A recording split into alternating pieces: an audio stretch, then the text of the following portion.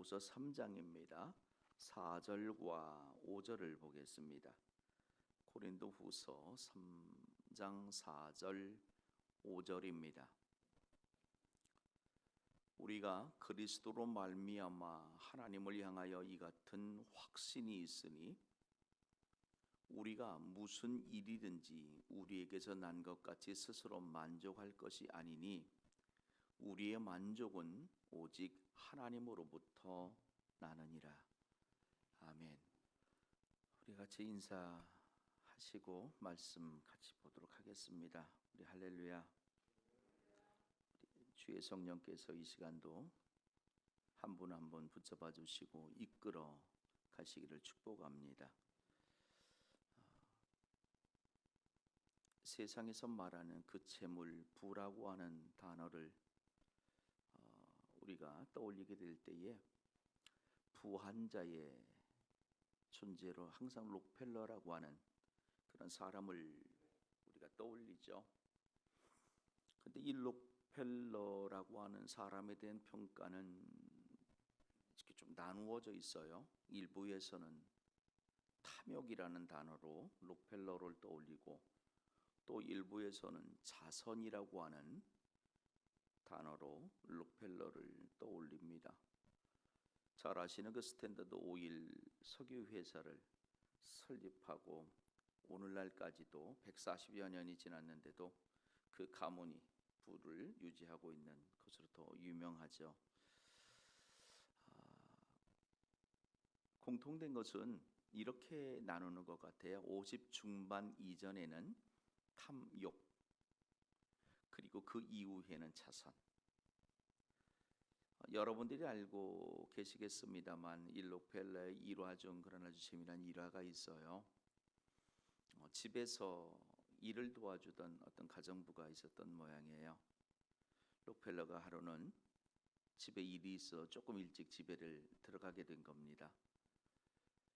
그런데 그때 이 가정부가 지나가는 넋두리처럼 하나님, 제가 100불이 필요해요. 제게 100불만 주세요. 이렇게 넋두리처럼 하나님을 향해 요청하는 겁니다. 그 소리를 마침 록펠러가 들었어요. 못 들은 채 자기 볼일을 마치고 집을 나오면서 이 가정부에게 록펠러가 100불을 쥐어줬습니다. 조금 전에 하나님에게 넋두리처럼 하나님 나 100불이 필요해요 라고 기도했더니 그게 바로 이루어진 거예요. 이게 얼마나 감사합니까? 그런데 이 가정부가 록펠러가 나가자마자 머리를 쥐어뜯으면서 이랬다고 그러죠. 아유, 이 정신 나갔냐나, 100불이 뭐냐, 한 10,000불 정도 요청하지. 여러분, 사람에게 있어서 참 어려운 것들이 많잖아요. 그죠? 그중 하나가 만족함이라고 하는 걸 것 같아요. 바꾸어 말하면 사람은 참으로 만족하기가 어렵다고 하는 역설이기도 하죠. 이 가정부가 하나님, 내가 넋두리처럼 100불이 필요하다고 한 그것까지도 하나님이 들으시고 해결해 주셨네요.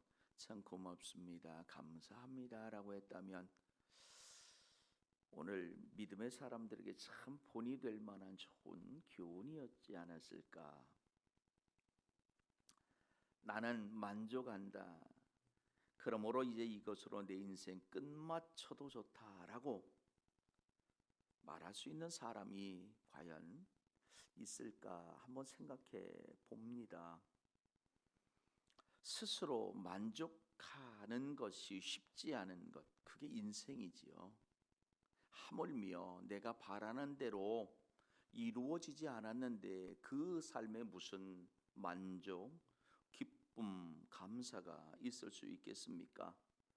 벌써 한 달 마지막 주일이 됐습니다.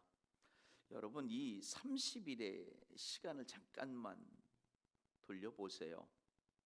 신기하게도요, 그 12달 중 한 달인데도 그 안에 불만, 불평, 후회가 있어요. 심지어 하나님을 향한 원망도 존재해요.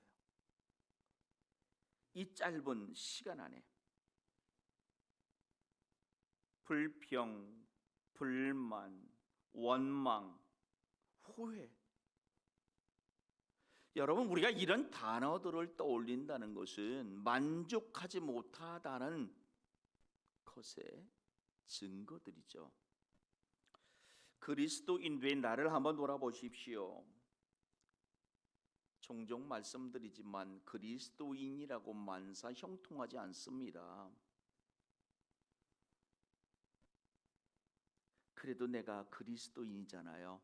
그죠? 우리가 그리스도인이에요. 그렇다고 해서 내가 하나님의 사람으로 그리스도인으로 그렇게 선하게 사는 것도 솔직히 아니에요. 그럼에도 그리스도인이라는 양심은 있잖아요. 그러다 보니 어려움을 똑같이 겪으면서도 어떤 사람들처럼 잘 속이지도 못합니다. 그러다 보니 남보다 뒤지는 것 같아요. 처지는 것 같아 억울해할 때가 있죠. 분명 나는 감사 기쁨으로 내 삶을 살아가고자 노력하는데도 아까 말했듯이 원망, 불평, 불만이 내 가슴 한쪽에 자리 잡고 있더니 어느새 주인이 돼서 내 가슴, 내 생각을 다 지배하는 그런 주인 행사하는 위치에 있는 것을 볼 때가 있어요. 세상 기준으로 우리 자신을 들여다보십시오. 만족보다는요, 분명히 불만과 불평의 자리에 서 있는 나를 발견할 때가 훨씬 많다라는 것입니다. 그럼 여러분, 우리가 모든 삶에서 늘 기쁘고 감사하고 즐겁고 이래야만 할까요? 다 만족해야만 할까요? 아이러니하게도요, 일단 만족하게 되면 거기서부터 성장을 멈추는 것들이 얼마나 많은지 모릅니다. 요즘 TV 프로그램을 보면은요, 이 노래 경연하는 대회가 참 많더라고요. 뭐 별의별 게 다 있어요. 거기서 심사하는 이들이 종종 하는 말이 이런 말이 있어요. 노래하는 가수가 자기 노래에 만족하면 그때부터 성장을 멈춘다는 거예요. 바꿔 말하면 글을 쓰는 작가가 자기 글에 만족한 그 순간부터 글은 늘지를 않는데 글 쓰는 솜씨가. 그래서인지 존 스튜어트 밀이라고 하는 분이요, 자유론이라고 하는 책에서 이런 말을 하고 있어요. 유명한 말이죠. 만족한 뒤지보다 고민하는 소크라테스가 되라.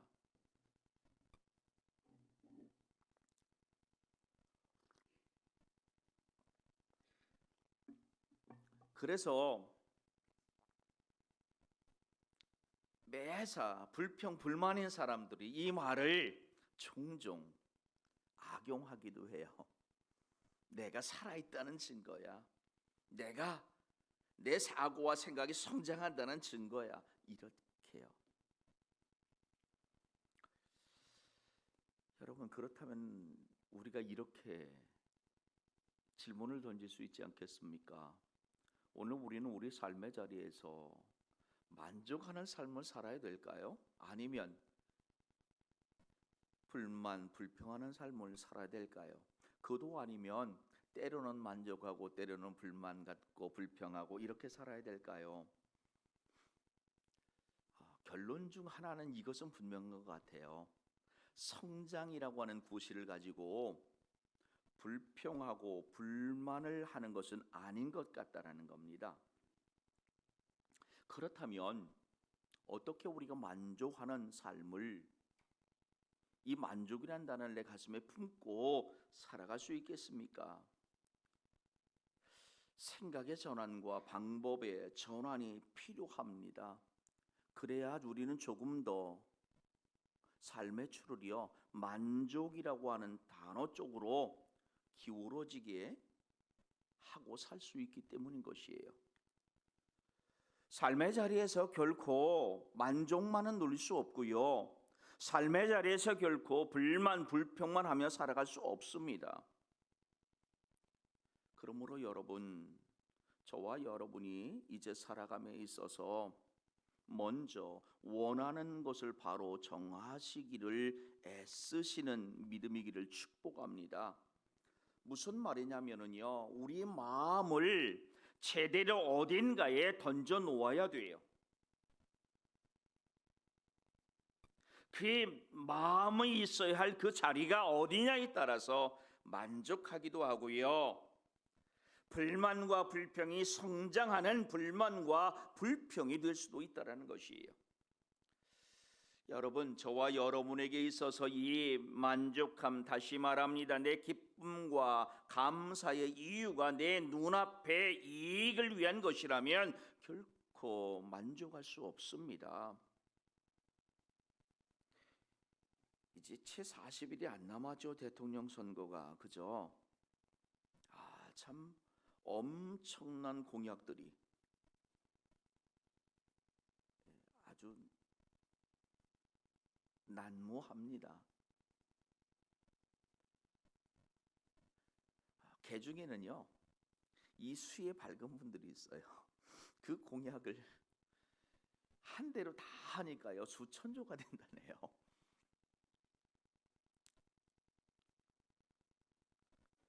정치인들 다 나라와 국민을 위한데요. 경제인과 경영인들 더불어 잘 살게 하겠답니다. 종교인들, 특히 우리 그리스도인들, 우리가 살고 있는 이 세상을 천국으로 만들겠다고 합니다. 그런데 어떠합니까? 실상 내가 맨 앞에 있어요. 내가 중심이잖아요.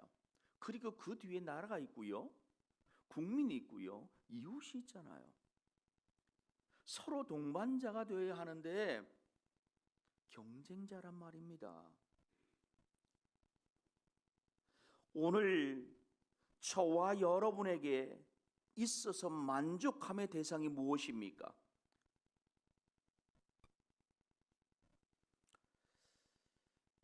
시편 시인은요, 자기의 마음을 던져놓을 곳을 찾았어요. 그래서 시편 43편 5절에 보면은 그가 이렇게 고백합니다. 내 영혼아, 내가 어찌하여 낙심하며 어찌하여 내 속에서 불안해하는가? 넌 하나님께 소망을 두라. 그가 나타나 도우심으로 말미암아 내 하나님을 여전히 찬송하리로다. 아멘. 시편 시인은 하나님께 마음을 던져 놓았다고 고백하고 있어요. 여러분, 우리에게 만족을 주는 많은 것들 중에 어떤 것이 가장 큰 만족과 기쁨을 주시나요? 여러분, 그리스도인에게서 부함, 다시 말하면 재물, 이것이 과연 우리에게 얼마나 기쁨을 줍니까? 더 쉽게 말씀드립니다. 이게 복입니까? 여러분 어떻게 생각하십니까?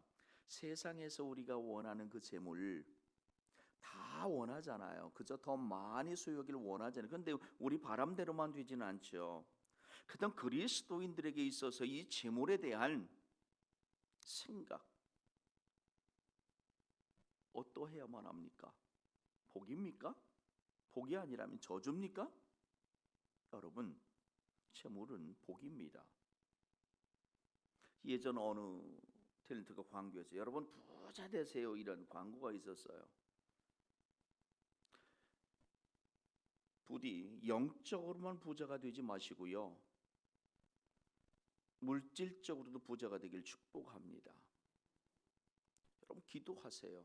그런데 더 중요한 것이 있어요. 그 개념이 달라요. 관점이 다릅니다. 우리가 바라고 원하는 부의 개념은요, 단순히 재물이 많은 것만이 아니에요. 잠언의 지혜자는 잠언 10장 22절에서 이렇게 말해요. 같이 읽습니다. 하나님께서 주시는 복은 어떻게 해요?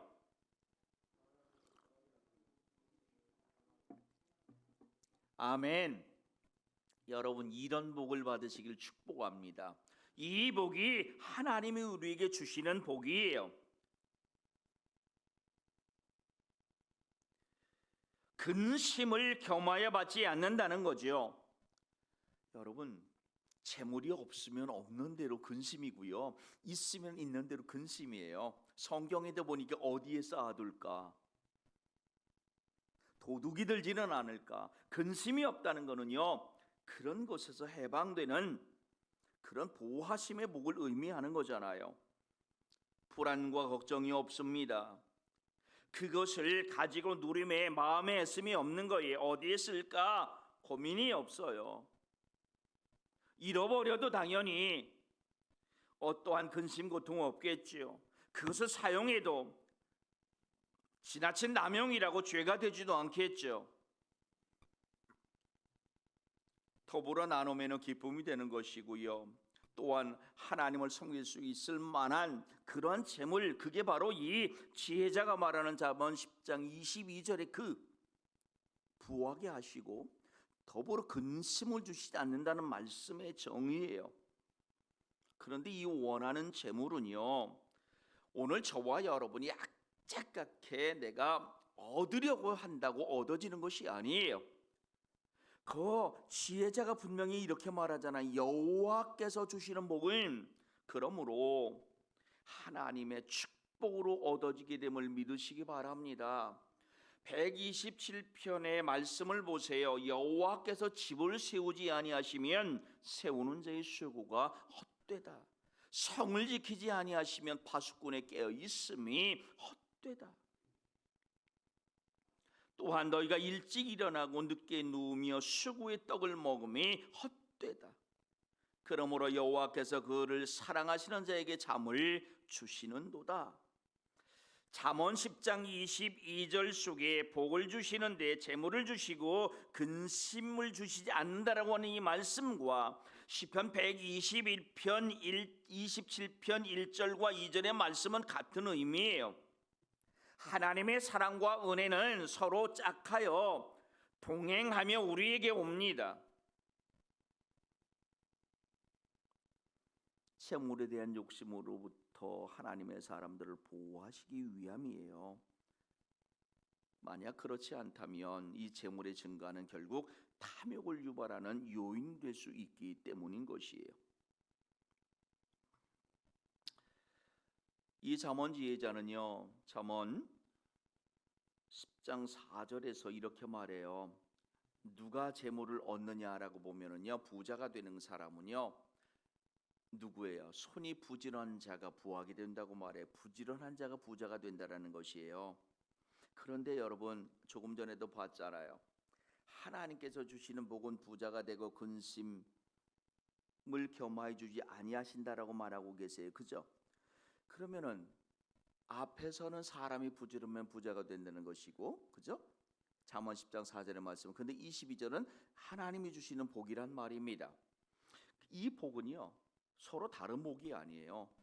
하나님은 영적으로 부지런한 자에게 복을 주시고요, 세상에서도 부지런한 사람에게 복을 주시는 의미를 지금 말하고 계시는 것이에요. 여러분, 부지런한 사람이 예배해요. 부지런한 사람이 말씀 봅니다. 부지런한 사람이 봉사합니다. 분명 부지런한 것은 우리 의무예요. 그런데 우리가 얻은 모든 것의 영광은 하나님의 은혜와 하나님의 축복으로 돌리시기를 부탁을 드립니다. 세상 사람들은요, 아까 제가 기준 관점의 모습을 들렸잖아요. 부에 대한 관점이 달라요. 우리 믿는 사람들은 양에 감사하는 게 아니에요. 나눔에 감사하는 것이에요. 그래서 세상 사람들은 대다수가 어떻게 모을까 관심을 갖는 거예요. 그래서 어떻게 쓸까 그 중심에 내가 있잖아요. 그런데 하나님의 사람은 어떻게 모을까, 이게 아니에요. 얼마나 더 모을까가 아니에요. 어떻게 나눌까. 신명기 8장 17절 이후에 어떻게 나눌까에 근심할 수 있는 이 거룩한 근심을 하는 사람이 누군가 보세요. 그러나 내가 마음에 이르기를 내 능력과 내 손의 힘으로 내가 이 재물을 얻었다 말할 것이라. 네 하나님 여호와를 기억하라. 그가 내게 재물 얻을 능력을 주셨습니다. 아멘. 여기에 차이가 있는 겁니다. 내가 노력하고 내가 부지런해서 얻은 재물이가 내 마음껏 써가. 우리는 하나님이 우리에게 주셨다는 것이.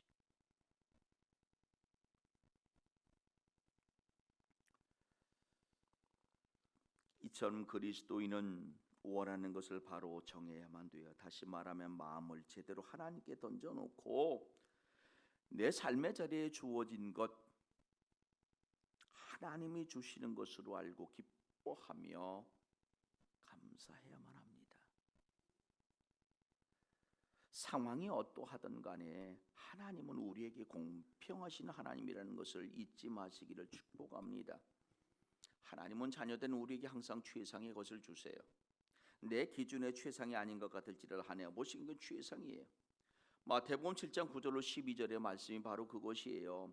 특별히 12절에 있는 말씀을 보면 이렇게 말하잖아요. 그러므로 무엇이든지 남에게 대접을 받고자 하는 자 그저 너희도 남을 대접하라. 이것이 율법이요 선지자라. 이렇게 말해. 그런데 앞에 부분에 있는 말씀이 뭔지 아세요? 이런 거예요. 누가 너희들의 삶 가운데 아들이 떡을 달라 하는데 아들이 생선을 달라 하는데 이걸 줄 수 있겠니? 이 말씀이 있는 거예요. 그러므로 성공만 하나님이 주시는 은혜가 아니라 때로 실패도 하나님이 주시는 은혜라는 것이죠. 건강만 하나님이 주시는 은혜가 아니라 때로는 약함도 하나님 주신 은혜라는 것입니다. 하나님은 우리에게 성공만 주시질 않아요. 실패도 주세요. 건강만 주시지 않고요. 약함도 주세요. 그게 다 훈련인 거예요. 우리에게 약이 되기 때문이에요. 여러분 마태복음 7장 11절의 말씀을 보세요. 하나님이 이렇게 말씀하십니다. 너희가 악한 자라도 좋은 것으로 자식에게 줄 줄 알거든 하물며 하늘에 계신 너희 아버지께서 구하는 자에게 좋은 것으로 주시지 않겠느냐.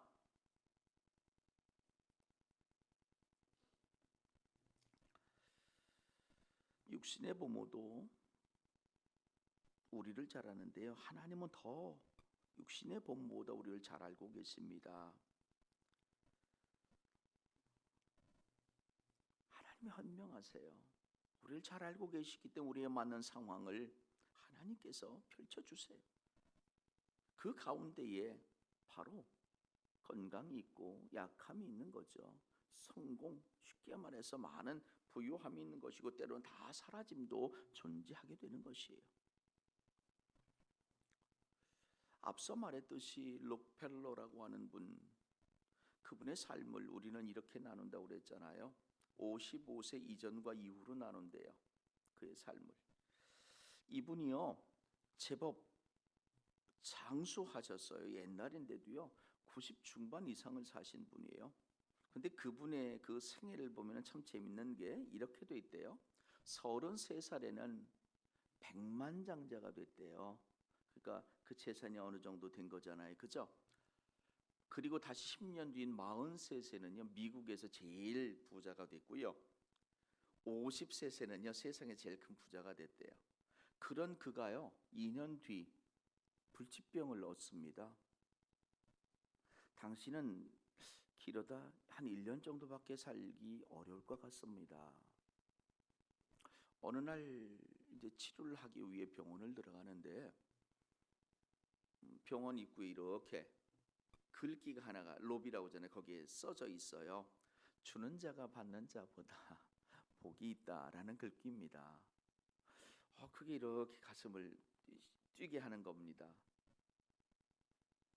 근데 그 가슴 띵이 금방 사라지는 상황을 만나요.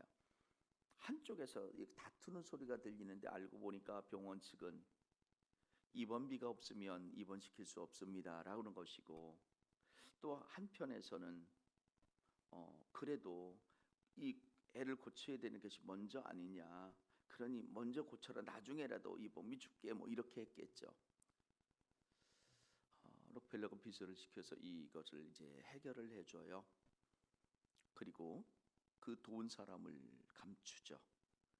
얼마 지나지 않아 그때 관계했던 그 환자가 이렇게 뛰어노는 것을 보게 됩니다.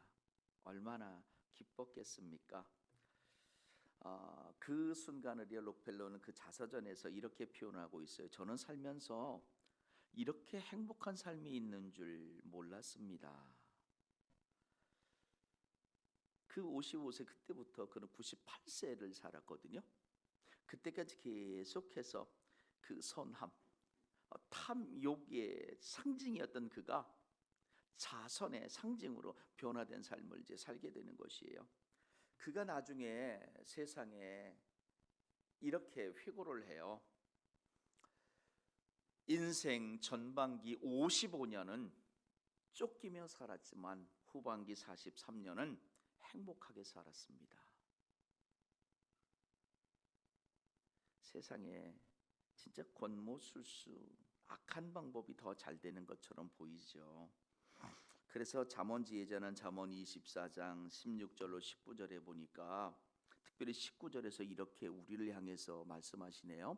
너는 행악자들로 말미암아 분을 품지 말라. 악인의 형통을 부러워하지 말라. 많은 사람이 지금까지 내 힘, 내 능력으로 왔다는 것이에요. 그런데 만족을 자기 자신에게서 나오게 하는 사람에게는 절대로 만족이 없습니다. 제가 앞서 이 만족이라는 단어로 오늘 문을 열면서 이렇게 했잖아요. 만족을 제대로 어딘가에 만족이라는 것을 얻기 위해 우리 마음을 제대로 어딘가에 던지자. 그리고 주어진 상황에 기뻐하고 감사해 보자. 그 중심에 실은 하나님이 있어요. 저와 여러분의 만족의 기준이 하나님이기를 부탁드립니다. 이 만족의 여부를 하나님 말씀에 의지해 보시기를 부탁드리겠습니다. 무슨 말이냐면요, 하나님이 나를 향해 너는 죄가 사해졌다 말씀하세요. 그래서 나는 죄 사함을 받은 사람이라고 믿는 겁니다. 하나님이 나를 의롭다 하셨어요. 그래서 나는 의로운 사람이라고 믿는 겁니다.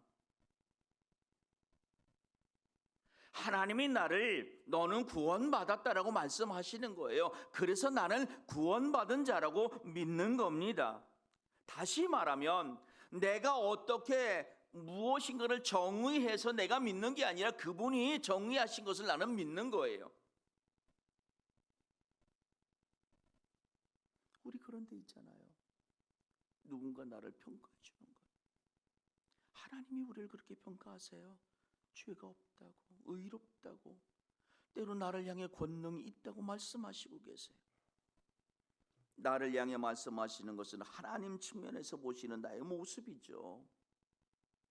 내가 만족한 것이 아니에요. 그러고 보면 하나님이 나보고 넌 만족한 사람이다라고 말하고 계시는 것이에요. 너는 그것으로 충분하다고 말씀하고 계시는 거예요. 그래서 내가 만족해야만 하는 겁니다. 내 기준에서 만족을 찾는 것이 아니라 그분이 오늘 우리에게 주신 것들을 확인해 보라고 하세요. 그리고 그것들을 통해 만족하라고 말씀하시고 있어요. 다시 일어서 가라고 말씀하시고 계세요. 이 땅에 인생을 지신 목적은 하나님을 기쁘게 하심이라고 우리는 알고 있습니다. 그분께 우리 삶을 드리는 것, 봉사하는 것이라고 우리가 알고 있어요. 세상 누구보다도 권능이 크세요. 누구보다 영원하십니다. 세상 누구처럼 배반하지 않으세요. 그분은 한번 책임진다 하시면 끝까지 책임지시는 분이에요. 절대 의심치 마시기를 부탁드리겠습니다.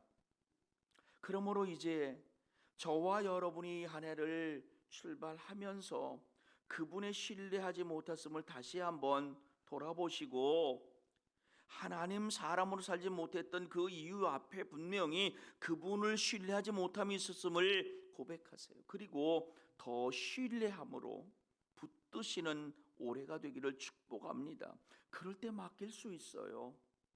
그러할 때에 비로소 우리는 불만 불평보다는 만족으로 우리 삶의 추를 더 기울어지게 할 수 있는 거예요. 절대 여러분 이렇게 설교는 저조차도 당장 나가서 있다가 기뻐함으로만 살지 못해요. 그럼에도 불구하고 주어진 삶 가운데에서 만족합니다, 감사합니다, 고맙습니다 고백할 수 있는 것은 그 모든 것들이 하나님께서 도우셨습니다, 함께 하셨습니다라는 믿음이 있기 때문인 거예요. 다시 한번 부탁드립니다. 저와 여러분의 마음을 오직 하나님께 던져 놓으시기 바랍니다. 그리할 때 우리는 오늘 주어진 환경 속에서도 감사할 수 있게 될 것이, 불만과 불평이 튀어나오지만 그럼에도 감사합니다, 고맙습니다라고 말할 수 있게 될 것이, 올 한해 그렇게 되시기를. 지금까지 여러분 그렇게 살아오셨거든요. 이후의 삶도 그와 같기를